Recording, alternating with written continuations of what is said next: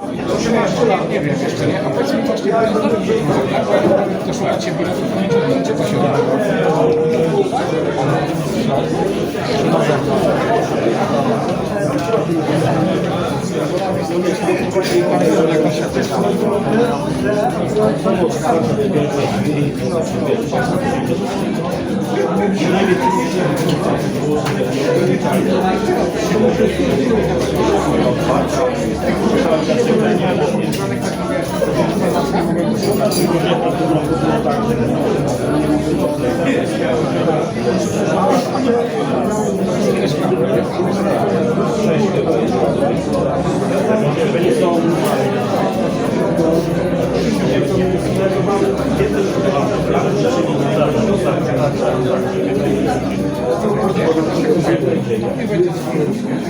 Bardzo antydopingowo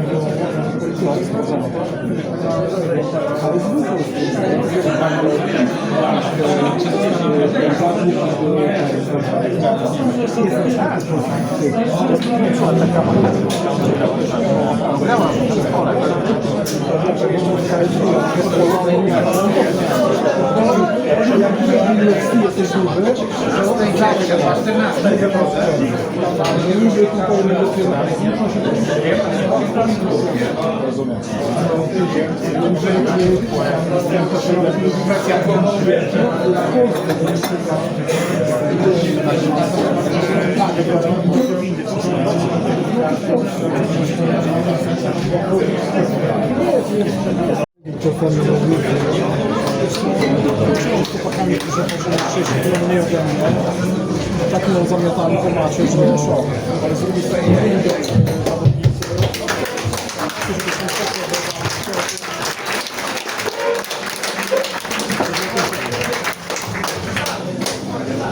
Dzień dobry, witamy Was bardzo serdecznie w Miejskiej Woli w kawiarni literackiej.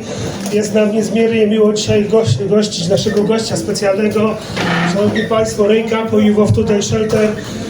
Postaramy się w pół godziny opowiedzieć trochę o jego książce From Monk to Monk.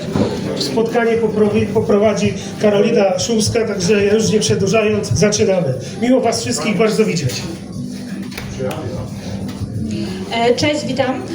Słuchajcie, spotkanie będzie po angielsku. Mam nadzieję, że się nie obrazicie za to. Yes, of course.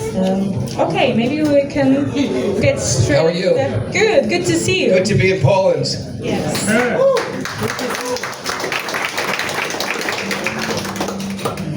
I think Ray, he doesn't need any introduction. So let me cut straight to your recent book, the memoir. So the title is From Punk to Monk, but after writing a book, do you feel that your journey is already complete, or are there still somewhere in between those two words? Well, there should be a whole next part of the book because I ended up having 5 children, so I was not a monk any longer. Do you have to translate or no? No. Everybody understand English or not so much? Okay. So yeah, and for me, the idea of spirituality is not that I'm not spiritual and now I'm spiritual, but it's a constant self-working on yourself. And I think that it's a very, very long path.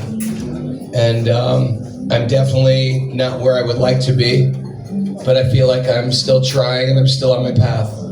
Yet. Yeah. But I think the transition from the music scene to the monk was so extreme that made the more exciting part of life to document. Yes, exactly. So we're coming to my second question, punk and spirituality. Because many people see punk, rebellion and spiritual practice as the complete opposites. What do they actually have in common for you? You know, people, when Shelter first started, we took so much shit. When Youth of Today first started, we took so much shit. I just want you to know that. How many people like Youth of Today? Anybody? Yeah. Okay. Youth of Today was so hated when we started. because everybody in New York City, all the young kids, were all they're just it's called huffing glue, where you put glue in a bag and just everybody was doing that. Everybody was angel dust. Everybody. So when Youth of Today said, hey, we shouldn't do that, we got shit from everybody, every magazine. I was voted by Flipside magazine biggest asshole of the year, worst record of the year. And you know what? Who gives a shit?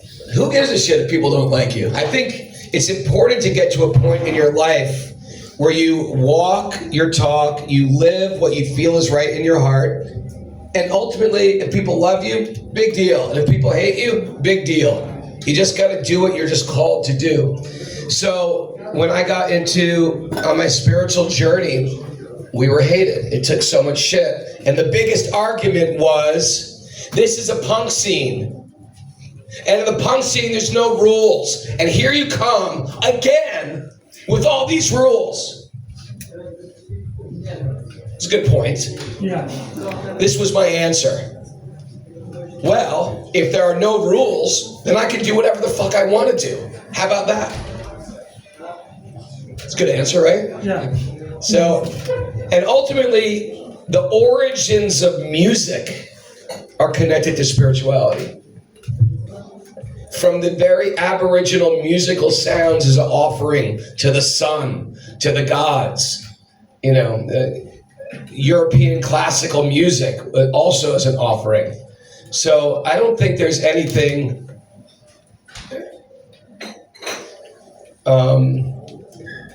like wrong. If anything, it's reconnecting spirit and your heart and what you're doing. And so for me, it wasn't weird. It was putting spirit back in music. And ultimately, the spiritual path is more about not the work with what is wrong outside, but what is wrong with inside. And I think even with Youth of Today, that's always been the focus, is what can I do to improve myself in this world? Instead of just nagging everybody else to change, what can I do to change? And that's still an important principle that I approach, is instead of yelling at the world to change. I mean, I have children. So if you have children and you want them to eat healthy, what should you do? Yeah. Yeah, yell at them and nag them. You better eat healthy. No, the best thing is you eat healthy, and then they eat healthy. So for me, that was sort of like the difference with the straight edge movement. At least initially, the idea was, we want change, so be the change you want to see. And so the same came with the spiritual path as well. Exactly. Give a good practice so everyone could see that you're also going this way. Yeah. This path. Yeah. Taking this path. Was that okay answer? Of course. Thank it was you. Amazing. So did the music ever become a form of meditation for you? You know, I'm not much of a musician, but I like to write lyrics. I wrote all the songs in Shelter for the most part, and most of the songs in Youth of Today. But I don't consider myself a good musician, but I like to write lyrics. So the lyrics became like a meditation for me. And even today, if I sing these songs, they're like a meditation for me. For sure. And they're almost like, you know, sometimes you keep a journal at different times of your life, when you're a teenager, and then when you're in your 20s, when you get married. You keep a journal about your life. To me, the records, if I go back on my records, it's almost like it was a journal of what I was going through at that time of my life. And it reminds me of that time of my life as well. And when you're writing a journal, oftentimes you write your reflections, you write your shortcomings, you write your struggles, you write your hopes. And so when I sing those songs, I can reflect, and it's something to go back and meditate upon where I was, where I am, where I want to go. Does that make sense? And how about the message to the younger generation? Because many young people today are searching for meaning, for community and identity. What do you think they are missing right now? Or perhaps doing better than your generation did?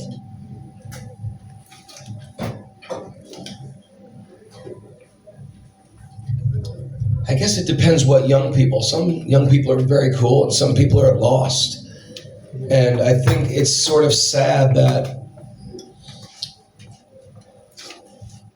in some circles, there's a culture of stuff. Like, I find my worth from my stuff. You know, for my car, for my home, or for my job. And we feel like the more stuff I have, the more that gives me worth. And sometimes we even project that onto our children. So they grow up feeling, I have stuff, but I feel worthless. And it's a very common, and it's epidemic, I know, at least in the United States. Suicide in teenagers is very high. And I think there's been a shift in even the time I was growing. I'm 60 years old this year. So even a time where I was growing up, there was an idea of values or ethics or doing what's right instead of doing what's wrong. And I think those are things that sort of empower you. Whereas stuff doesn't empower you. And therefore, if you have a bunch of stuff, but you don't have any values, you feel worthless. We get worth, we get self-worth from doing worthy things. Does that make sense? We get self-worth, self-esteem by doing worthy things in this world. So if I'm lying or I'm cheating or I'm lazy or lethargic, or I won't have self-worth. So this idea of doing worthy, or whenever somebody's depressed, I say, go and do some service to somebody. Go to take care of elderly people, take care of sick people. You know, people can't take care of. You want to feel worthy? Do something worthy. But you can't. There's nothing you could purchase that can give you self-worth. What do you think? I think that's completely true. Right? We created a world where I feel empty. I just go to Amazon.com to purchase something so I don't feel empty. And it gives me a quick hit. Oh, look, I got this. But it doesn't work. It doesn't work. It has no long-term lasting effect on my worth. Yeah. Just for a glimpse of an eye, and then you feel again the same. Again, the same. So I think the values right now are the most important, and that's what we are losing actually. The new generations. I think we lack of it a bit. Maybe not us, but like younger people in general. Yeah. Over here as well. Yeah. That's a sad perspective, but we are here and you're here to give a message. So we have to do this revolution to change it. Although, my children are a lot nicer than I was when I was a kid. My children somehow came out really nice. Because when I was a kid, I wasn't so nice. I wasn't. But it's all written here, so. Yeah. The whole story. So, I have one more question. Sure. Are we taking questions? Yes, and later on we could take questions, of course, if we have time. Sure. It's up to you. Okay, so after everything you've experienced, from hardcore clubs to monasteries, tours, and decades of spiritual practice, what do you know now that you wish everyone in this room could truly understand? That's a good question. Like, share your wisdom with us. Well,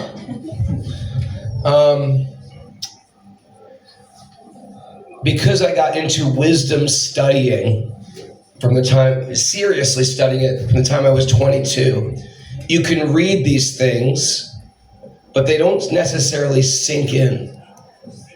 But one thing you always realize is, or one thing I always said, I think even in some of my lyrics, was life is short, life's like a dream. Now that sort of sounds almost poetic, but when you're 60 and you hear that life is short, life is like a dream, you think, oh yeah. Sometimes I have this weird thing in my head that whoever I hang out with, I become their age.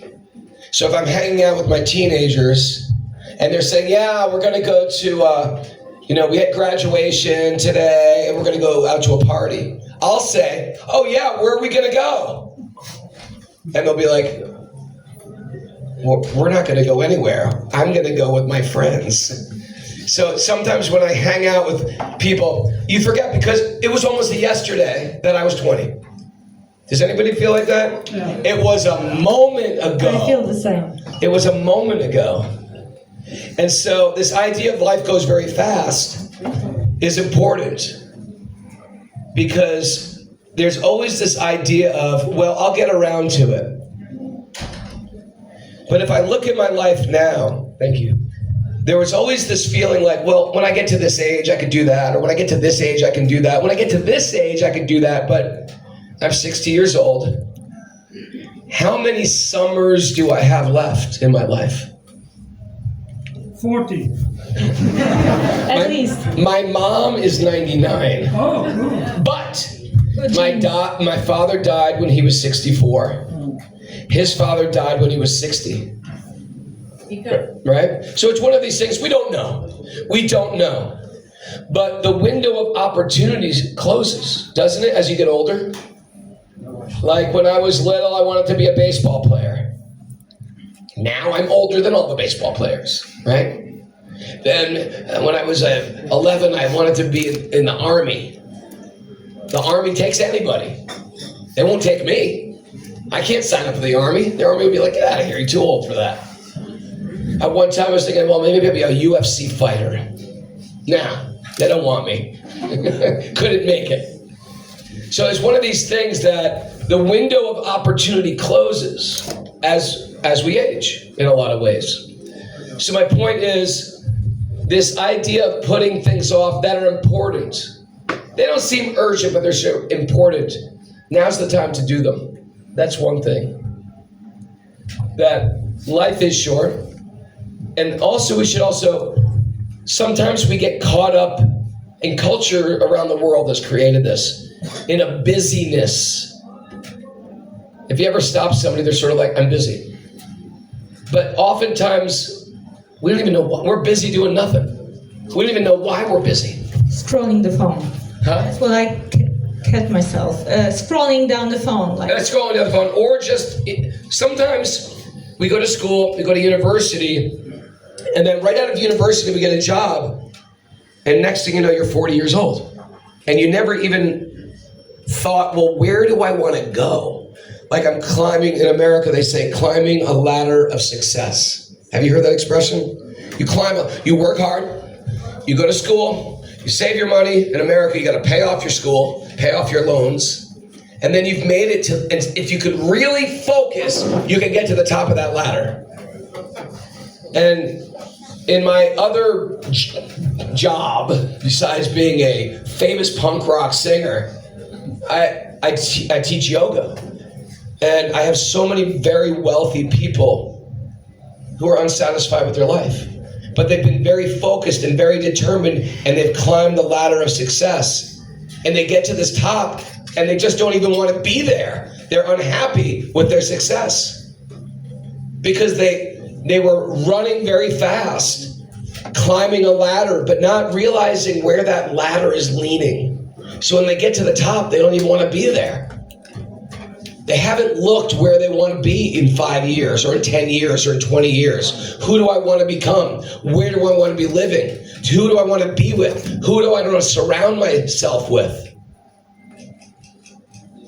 What will I think is... I even wrote a song about that, When 20 Summers Pass. Does anybody know that song? Yeah, where am I going to be in 20 summers? Guess what? That song was written 35 summers ago. When I wrote the song, I was thinking, yeah, 20 years from now, that's like crazy in the future. That's gonna be like 2005. That's how fast it goes. So I think it's very important is to not just go very fast, but to sometimes pull over and check the map and see where you're going. Maybe I'm not supposed to be going straight. Maybe I'm supposed to get off at the exit. Maybe I'm supposed to stop here. Also, sometimes people become very successful at things and they just want to get more successful. And they take what they got and they get more successful. And their whole work becomes their life. And I know people like this too, and the question would be, when is enough enough? I think never. That's the problem. I know, and they're sort of addicted to working. And so, and sometimes they're just working, like waiting for some day to just relax with their family or enjoy life. But the day never always gets sort of pushed back. Later, maybe 1 year later, maybe 5 more years. Yeah. And so, yeah, I think it's important in those early years, if we learn that early enough, focus who we want to become. And if we're hearing this for the first time right now, maybe it's a wake-up call to think, okay, where am I right now? Am I on the path I want to be on? And I think it's always important as humans to check in with who we are and what we want in this world. And what we want our contribution to be. Because let's face it, our worth doesn't come from our stuff. We said that earlier. Our worth comes from our contribution, doesn't it? When you really feel worthy, it's because you're part of something bigger. That's why like having a community is good. Because you feel like you're doing something that's not just helping you, it's helping the whole community. It's amazing. Should we take some questions from the audience? Anybody have questions? Yeah. Yes, sir. Are you the famous barber we've heard about? Oh my God. I thought I had a good beard, and then I saw his. Hi, sir. Good to see everybody. Does everybody know that I made it to the back of his record cover? Yeah. Do they know that? On the back cover, yeah. Yeah, I'm on the back cover. Pamiętacie wszyscy na płycie Cymona Wygrać swoje życie, jesteśmy razem na okładce, tak się zdarzyło. Okay, I have a question. So, I've been doing barbering thing for like 40 years. Doing what? Barbering thing. Barbering. Yeah, barbering stuff. And what I can't find in your book is who gave you a haircut, iconic haircut, for Break Down the Walls cover, yeah. And how did it happen? I've been waiting for this question. I'm sure. I've never had a haircut like that ever before. But I think that was we were all in the South in the United States, but in the South. And our van had broken down, and our roadie said, "I'll cut your hair." And he just cut my hair like that. It was just, our roadie did it. It wasn't Not in a barber shop. I've never ever had my hair like that. I never had it like that again, but that came a famous haircut from that photograph. Great answer, thank you very much. Thank you. It might not have been the best answer, but that's the truth. Any other questions? Ktoś jeszcze? Zapraszam, proszę się nie wstydzić. Ja dałam radę, to wszyscy dadzą. Dawajcie.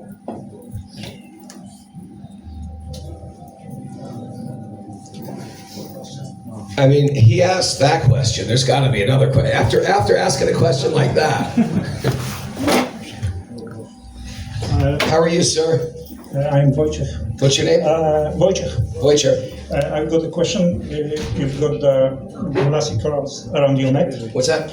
You've got lassie corals on your neck. Yes. Yes. My question is, are you still connected with Bhaktivedanta Swami mission and his branch?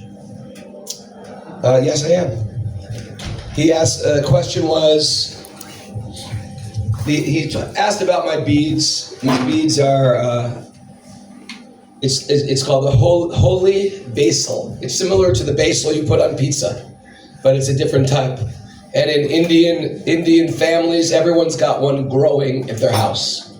It's considered a sacred plant.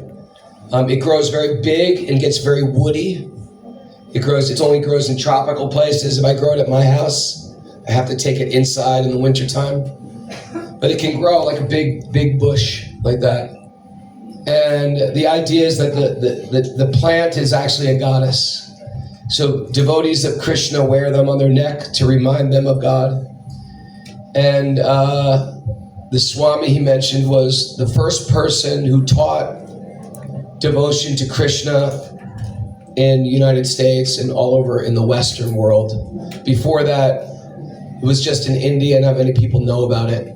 But I'm not connected with any institution per se, but I still practice it. I raise my children like that, and I practice it every day.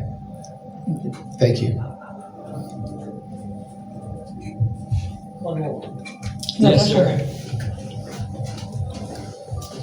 Oh, All right, so this is a nice man who fed us. Thank you today. the question is going to be about wisdom of the sages. Could you Okay. say a few words about the podcast and how you do it with your hardcore friend, Kastupadas? Sure. When I was a teenager, when I first right when I left the hardcore scene and got into living like a monk, there was another friend.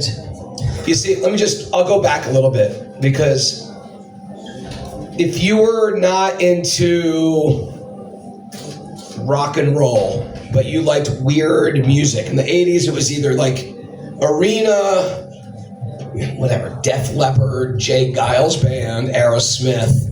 If you were not into that, but liked alternative music, you could not find the records anywhere. You had to go to like New York City. For me, I had to go to New York City, and there are these little record stores. Does anybody old enough where they remember you could not find these punk records anywhere? You had to find little record stores, and they had not just hardcore and punk and straight edge, but like gothic or industrial, anything that was just weird. And so if you were a weirdo, like I was, you would find these places, these record stores, but in New York City, there was a whole section of town for weirdos, where weirdos from New York and New Jersey and Long Island and Connecticut would come, and everybody would hang out in this area. It wasn't just punk and hardcore.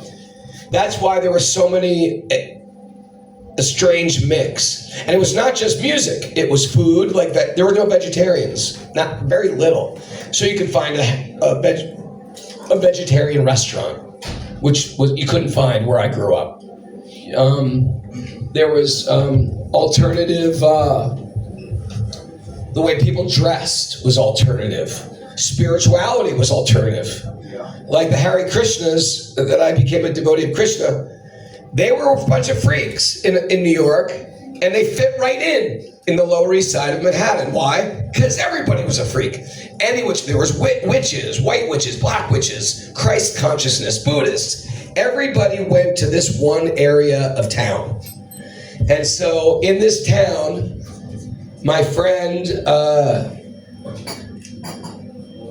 we both got into Krishna, and we both lived in ashrams for many years. And then later as we got older, we became yoga teachers. But we didn't talk that much, but I was living in Los Angeles and he was living in New York, and we're both studying yoga, and we had similar teachers.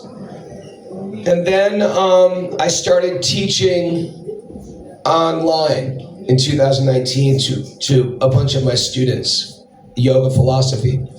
And so he would come online on Zoom. Do you have Zoom here? It's the same. Yeah. Okay. So it was Zoom before anybody heard of Zoom. 2019, no one heard of Zoom so much. But this way I could teach, because I traveled and taught. And so we'd give classes online. And then in 2020, we said we should just make this into a podcast. Because in podcasts, you can record them, and then you can listen to old ones. So if you miss one, you can go back and listen to them. Otherwise, if you hear it, then it's over after it's done. And some people, and we did it every morning at 5 a.m. And so we had about 100 people that would listen every morning. And then we decided to start it as a podcast in January 2020. And we were in India at the time. And coincidentally, which I don't believe in coincidence, coincidentally, I got a call from Joe Rogan. Do you know who Joe Rogan is? Yes. Joe Rogan was a friend of mine 20 years ago. We used to fight each other. We did martial arts together. And so we were good friends. And I was super duper skinny back then. I only ate raw fruits and raw vegetables and nothing else. So I didn't eat rice. I didn't eat milk. I didn't eat, anything. Literally just fruit and salad. So I was probably 20 pounds lighter, like a skeleton. And I would fast for days, for weeks, on just water or juice. And my endurance, and I did 2 hours of yoga every day. This is before I had children, by the way. And once I had children, I couldn't do anything. And then I did 2 hours of jujitsu every day. So the fasting and the breathing practices I did, my stamina was incredible. And finally, Joe just said, I don't know how you have so much energy. How do you do it? And I told him, I have these yoga practices that give me a lot of energy, and I fast a lot. And so then I became his yoga teacher. And then we're always friends since then, but I never talked to him. And then I moved back to New York City. And every now and then he'd write me an email. And then, this is 20 years later, he called me up and he said, I want to interview you on my podcast. And I said, do you want to debate me? I said, I really don't want to debate you about anything. And he goes, no. He goes, yoga is so popular that I just want to ask, I know you know a lot about yoga, so I just want to ask you questions. So after I got on Joe Rogan and did an interview on Joe Rogan, our podcast, so many people got turned on to it in 2020. And the pandemic happened. And so then even more people got into podcasts. So our podcast became #1 in spirituality. Quick. So that's the podcast. And it's really just a study of yoga philosophy. But it's sort of, I do it with an old friend from the hardcore scene. And we've had Mike D from the Beastie Boys on the show. We've had, Harley Flanagan on the show. We've had Sanskrit scholars on the show. And for years, we did it 7 days a week at 5 a.m. And this year, we finally slowed down. And we do it 3 days a week.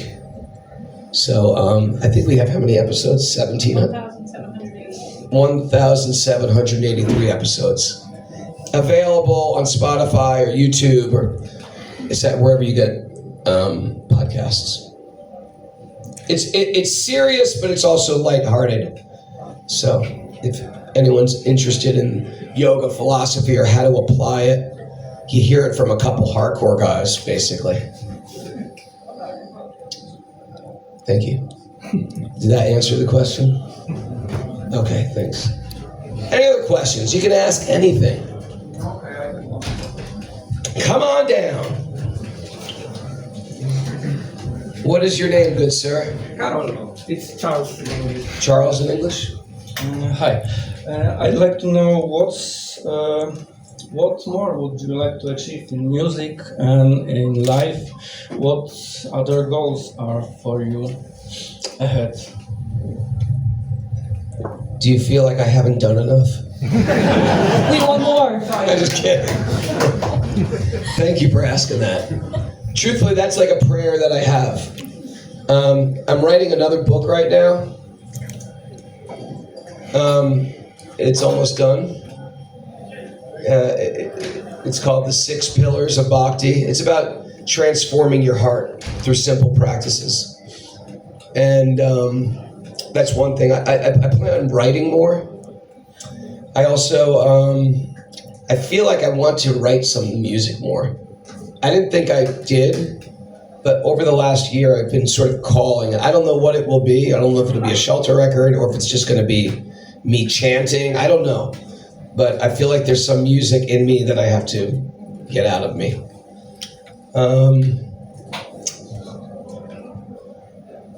I do sometimes courses online on my website, which is Cappo.com. You could go to that. But they're sort of for either philosophy or lifestyle or Indian chanting and things like that. But, and I just like, I really love doing what I do, which is I travel around either doing music shows like this or even before this tour started 2 days ago, I was traveling around in Austria and Prague and doing Indian music, which is like call and response chanting, like kirtan, which is sort of for a whole different yoga community, but it's just as energetic in one sense as hardcore, which is why I fell in love with it. But I would love to bridge that world somehow. Maybe this is the first way to bridge it, is to tell the story.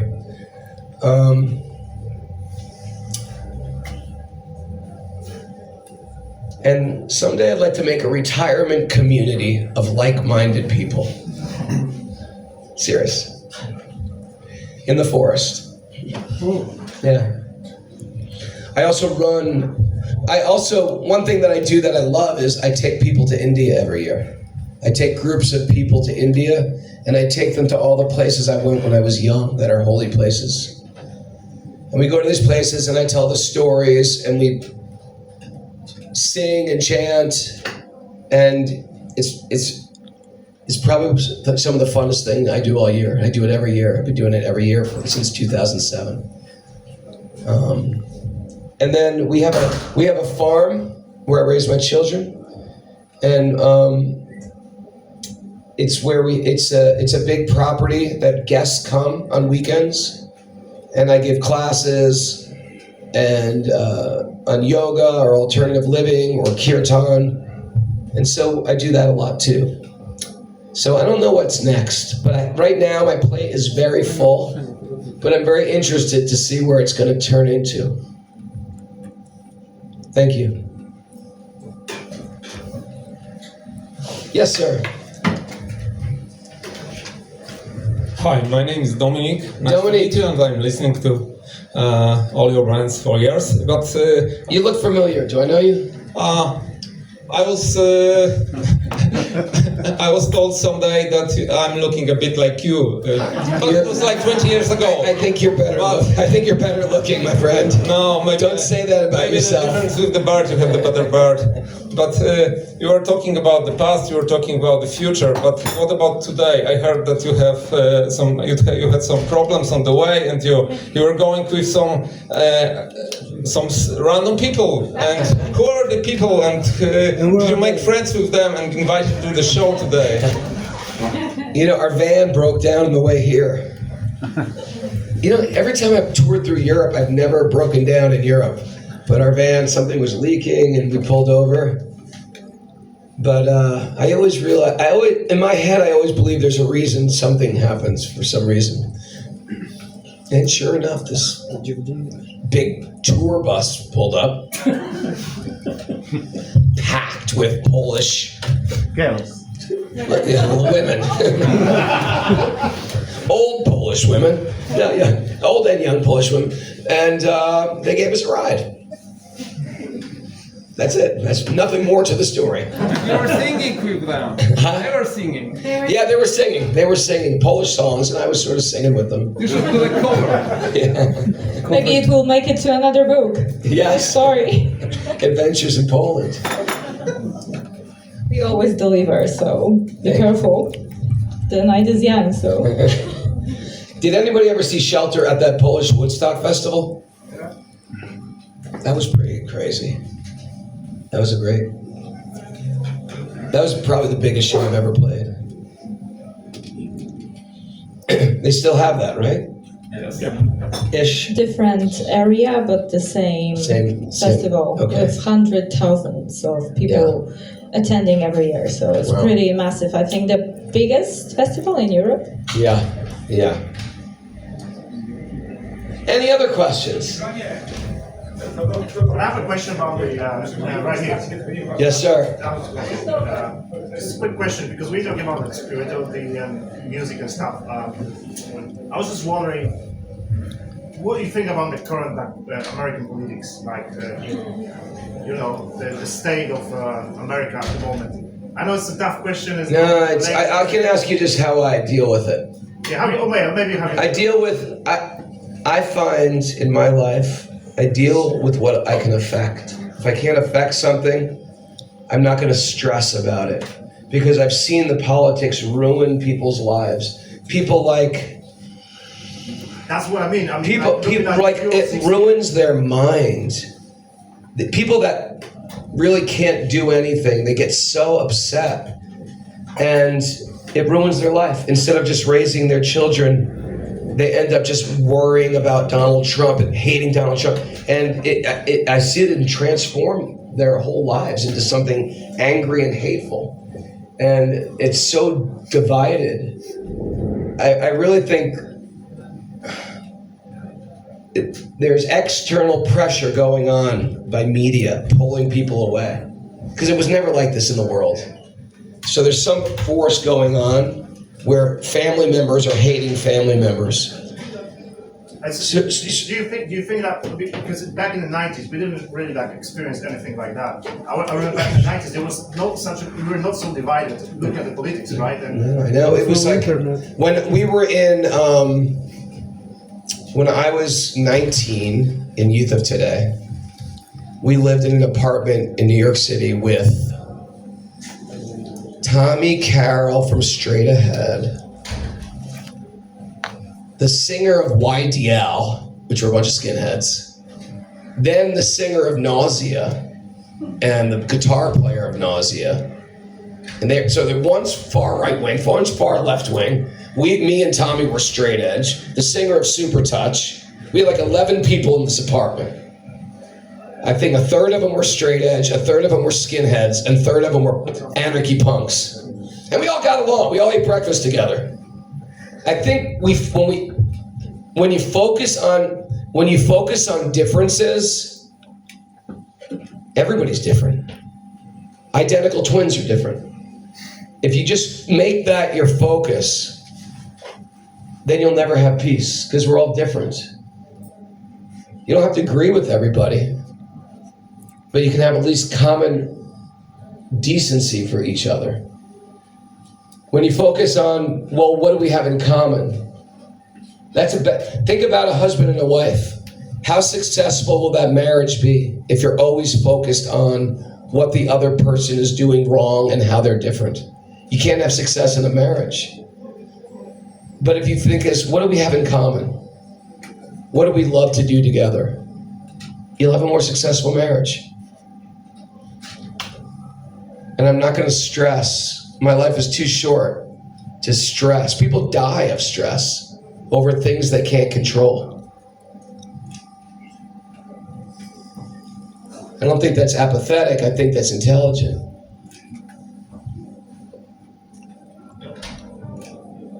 Can't control a pandemic. People are stressed about it. So many people went back to alcoholism during the pandemic of something that was way out of their control. So it's important safety things in place for our own sanity. That's my answer. Okay. Any other questions? Any other barbers out there? Okay. Favorite hardcore band from New York? Favorite hardcore band from New York? Agnostic Front. Yeah. You were skinhead as well, yeah? Back then in the 80s, it was all the same. We didn't have that. There was no, at least in the hardcore 1982, we didn't think of it as a political movement, or we didn't know, no one knew anything. It was just like, this is how I dress, this is how I look.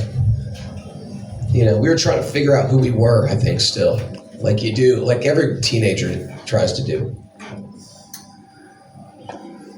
We grew up on punk, shaved our heads, hung out with skinheads, hung out with punks, liked oi, liked punk, collected records from both, then liked straight edge.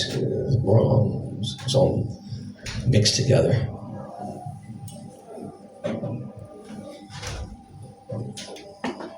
It was not a big skinhead thing in America that I remember back then. I think it might have came later.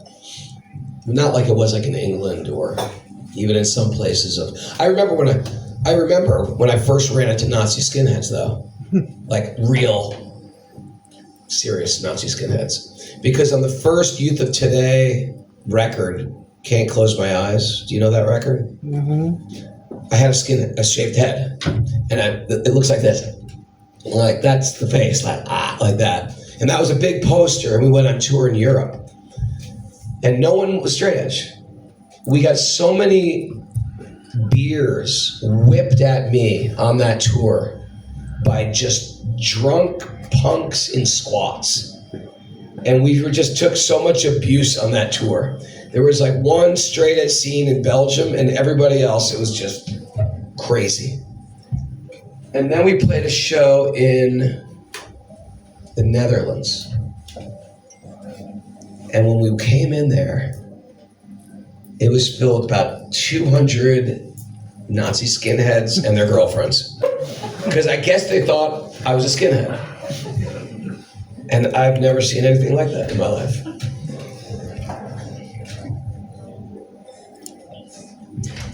Any other questions? We can take this in all different directions. Dawajcie, jedyna taka szansa. Okay, I have one. All right. Yes, sir. Sorry, one more question is about reaching the young kids, reaching young people. Actually, we are all here adults, more than adults. We are all grown up. We are young, like senior citizens. And what about the message we have? The message you have, the message we have as parents, as people older than all the teenagers. Do you think we can reach them in the era of the internet, of the TikTok and all this bullshit? What's happening with that better than 1,000? What's that? Better than 1,000. Okay, hold that question. That's a whole different question, I think. Well, it's one of those Crosby, Stills, Nash, and Young. Teach your children well. You know? So whatever we learn, we try to teach our children. And how do you teach at this point in our lives? We teach by opening our mouth, setting an example. You know? When they're little, you teach them everything. And then at a certain point, when your kids turn 14, 15, 16, then you got to let go, and you hope you taught them enough, and you just be there for them if they need you. You know, but I think that's the best way to teach, is you teach by example, right? And your question, better than 1,000, what about it? Next, it's one tour. Już po polsku ja przetłumaczę. Better than 1,000. It's more or just a project? We haven't played since then, but the band just reached out to me and said they got offered some shows in 2027. So we might play some shows in 2027. So I'm here to ask you, what's your name? Philip. Philip, I'm here to ask you, can we play in Poland? Do we have your blessings? We'll probably play some shows next year. But I'm still connected with all those guys. Sounds good. Thank you. We played in Poznan. I think Yes, we talked with the guys before the show today about this show. I think we even have a poster for you to sign from our friend from that time, 92, 98? Yeah. With battery, I think. And Simeon X. with his band. Yes. Local heroes. And look, we are still here. So that's Still here. amazing. Community together. Anything else? New York hardcore. You have your chance to ask any question you want, because I'm about to go up to that little room. Did those guys have a lot of fun? Do the skinheads have a lot of fun? At the concert? At the concert, you know, I kept making, like saying things to sort of, I'm an instigator. I instigate things, but I don't think they understood what I was saying. So everything worked out. We played our show. They liked it. There were no casualties. No. That's good. No casualties. There was 2 shows that day. The first one was in Belgium with the straight edge kids. There was a casualties that day. And the evening was the skinhead show. The Belgium show, a huge fight broke out, and I was at the center of it.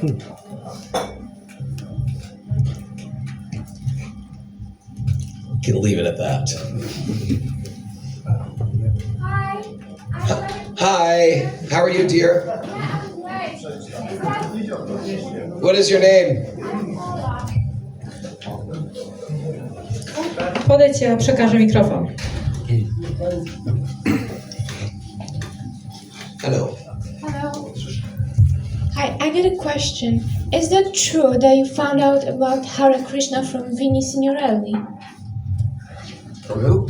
Vinnie Signorelli of the band Insane, because he claims. Oh, Vinny, yeah. Oh, so that's true. Yeah, I mean, there was a bunch of hardcore guys into Krishna, but Vinny we were good friends with. Purcell worked with Vinny. There was 3 there was a health food store, and I was telling early that whole part of New York City was alternative everything. So there was a health food store that Purcell worked at called Prana. And then there was a vegetarian restaurant I worked at called Ahimsa. And there was a bookstore called Ayurveda. And they were owned by this one yogi. And Purcell and Vinny from the Unsane worked at the health food store. So also Louis from Antidote, he was into Krishna. Keith from Cultural Alarm was into Krishna. John Watson, he was the first singer of Agnostic Front, he was into Krishna. Harley from Cro-Mags was into Krishna. So there's a whole sort of like group that was into it.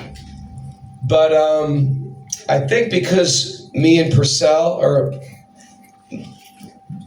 when straight edge kids got into it, we were already following all those principles.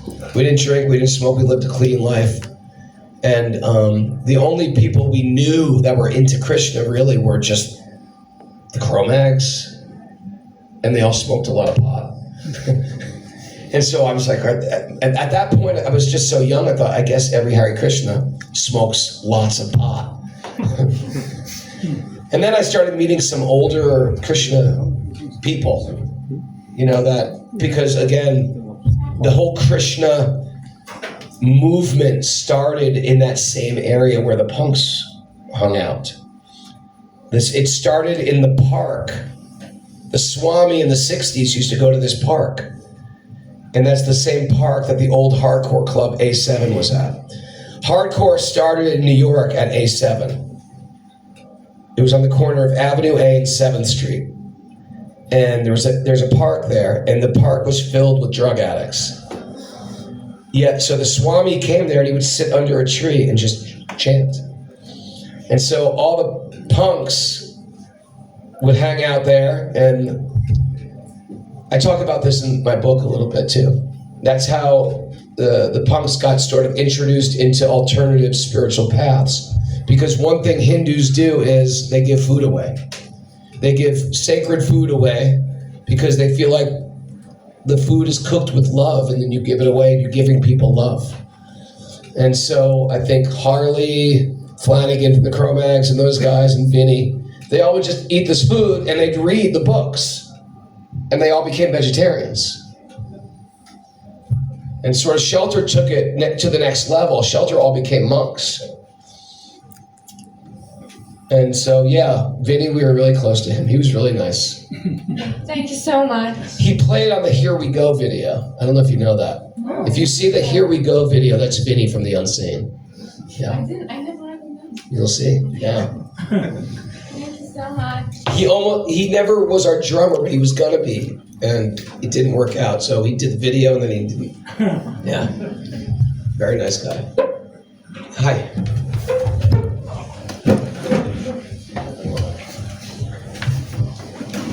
Hi, my name is Marcin. What's your name? Marcin. Marcin. Marcin, that's my name. And last time I have found out that you used to train Brazilian Jiu-Jitsu. Yeah. You want to fight? No, I'm happy because I used to train it also. I was also a huge fan of Shelter and EFF today. Yeah. And tell me, please, what was the lesson learned out of the Brazilian Jiu-Jitsu? What did it teach you? Okay, that's a great question. And what's your belt color? My belt was, I was a purple belt in Brazilian Jiu-Jitsu from Jean-Jacques Machado, who is from the original Gracie team. And have you heard of Eddie Bravo? Yeah, sure. So Eddie Bravo trained with me. He was a purple belt when I was a blue belt. And we were both small and flexible. And at this time in jiu-jitsu, there was not many black belts in America. So when I moved to California, I started with Renzo Gracie. And then when I moved to California, I went with Jean-Jacques Machado. And it was the biggest school I've ever seen because they had like 8 black belts. And it was hard to find any black belts in America, what to speak of 8 in the class. And Jean-Jacques was one of the most, probably the top 10 or 20, at least 20 senior black belts in the world at that point. And so it was really sort of exciting because if you're into jiu-jitsu, I was with Matt Serra when he got his purple belt. So that was like when was that? It must have been 2000, or no, 1997 or something. It was during Better Than 1,000. That's when I was training. But anyway, I went to California, and then I started getting into, there was a group of us that didn't like to fight with the kimono, the gi. So we started training separately. And that was Joe Rogan, that was Eddie Bravo, that was a bunch of other sort of older fighters from Jean-Jacques. And then Eddie was held on his purple belt for a long time. And then he finally got his brown belt. And when he got his brown belt, he went to Brazil. I'm sorry if this is boring many of you, but Brazilian jiu-jitsu guys will love this. So when he went to go to fight in Brazil. I can't remember whatever that fight is called in Brazil, that big fight they have. And he beat Royler Gracie. And so even though he just got his brown belt, when he came back for beating Royler was the #1 grappler in the world at that time. And so when Eddie beat him, Jean-Jacques immediately gave him his black belt. And when he got his black belt, he opened his own school. And we started training together in Hollywood, California. And so I was there when 10th Planet started. So that was a very super magical time for me too, because my training was so focused and so disciplined. And what I really learned, I think the most jiu-jitsu taught me was that fighting is like yoga. Fighting is like yoga because you're not doing it with any anger, with any rage, you're doing it like you're breathing, like you're doing yoga. You're completely relaxed. Yeah. It was like meditation. It's just incredibly violent meditation. Okay, thanks. That completely answers my question. Thanks. Thank you, man. I hope that was okay.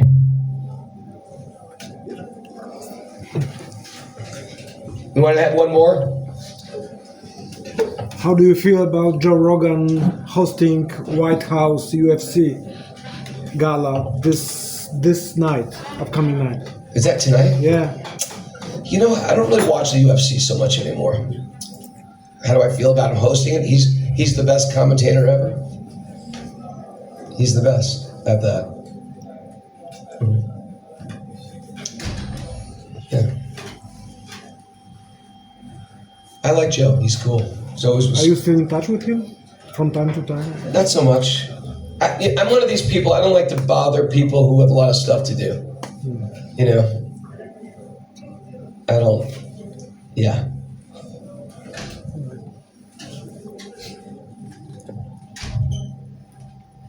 Thank you very much. Thank you.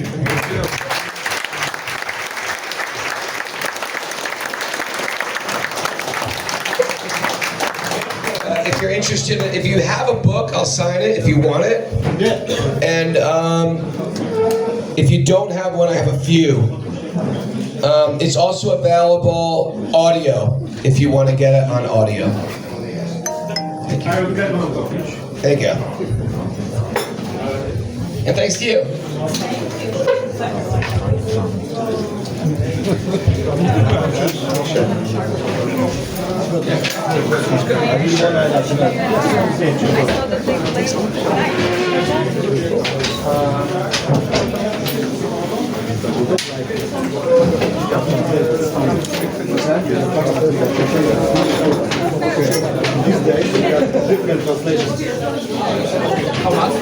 The books are 30 euros. I can only take euros.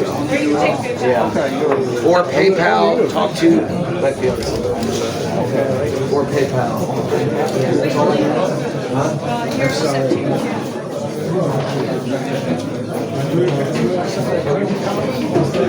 Huh?